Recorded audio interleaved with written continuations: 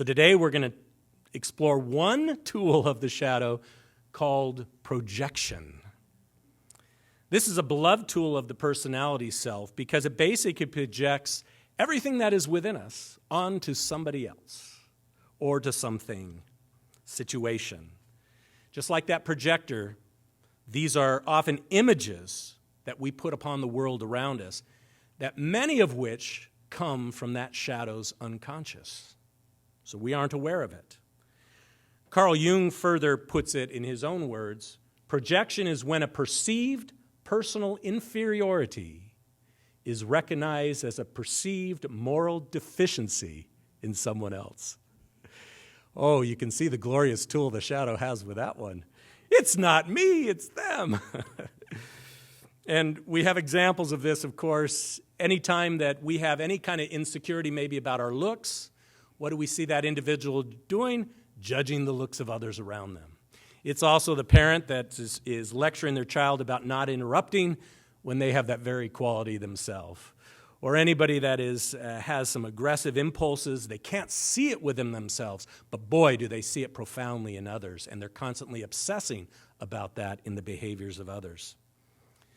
So this deficiency we see very clearly in the world around us and in other people, but we can't connect it to ourselves because it's repressed. It's part of that unconscious. We literally do not see it. And our family has been noticing this bird who's on my car here.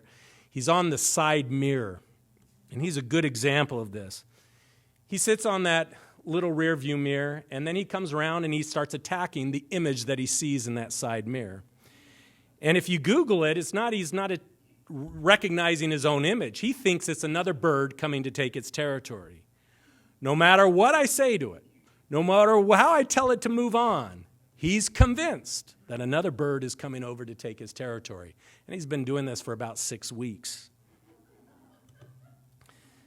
So the first lesson in projection is that we believe the image we are projecting. We feel certain in that projection, that we know what the others are thinking, or and why they are doing their behaviors, or what they're really like, just like that bird. This often leads us to judge others and ourselves unfairly.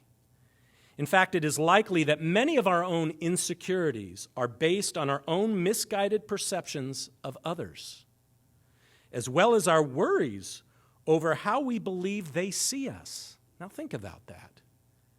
Everything that we feel that other people are thinking about us or doing